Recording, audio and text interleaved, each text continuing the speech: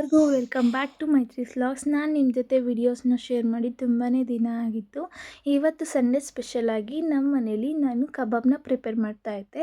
ನನ್ನ ಸ್ಟೈಲಲ್ಲಿ ಕಬಾಬ್ನ ಯಾವ ರೀತಿ ಪ್ರಿಪೇರ್ ಮಾಡ್ತೀನಿ ಅನ್ನೋದನ್ನ ನಿಮ್ಮ ಜೊತೆ ನಾನು ಶೇರ್ ಮಾಡ್ತಾಯಿದ್ದೀನಿ.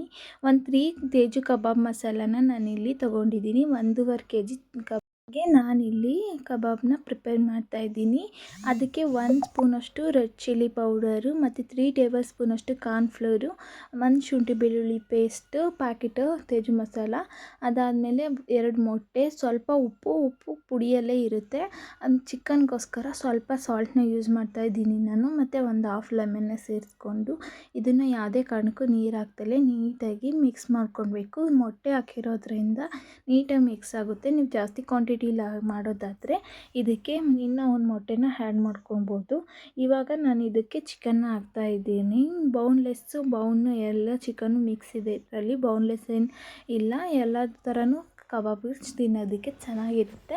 ಈ ಥರ ಮಸಾಲೆ ಇಟ್ಕೊಂಡಿರಬೇಕು. ಈ ಥರ ಇಟ್ಕೊಂಡ್ರೆ ನೀಟಾಗಿ ಎಣ್ಣೆಲಿ ಫ್ರೈ ಆಗುತ್ತೆ, ಮಸಾಲೆ ಬಿಟ್ಕೊಳ್ಳಲ್ಲ. ಒಂದು ಹಾಫ್ ಆನ್ ಅವರ್ ಮ್ಯಾರಿನೇಟ್ ಮಾಡೋಕ್ಕೆ ಇಟ್ಟಿದ್ದೀನಿ ನಾನು.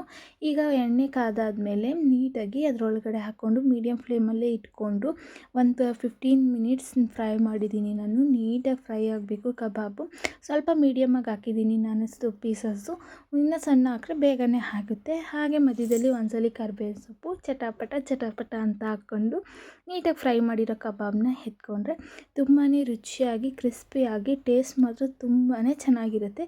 ನಾನಿಲ್ಲಿ ಕಲರ್ಗೋಸ್ಕರ ಯಾವುದೇ ಕೆಮಿಕಲ್ನ ಯೂಸ್ ಮಾಡಿಲ್ಲ, ಸೊ ಅದಕ್ಕೋಸ್ಕರ ಕಲರ್ ಸ್ವಲ್ಪ ಕಮ್ಮಿ ಇದೆ. Thank you.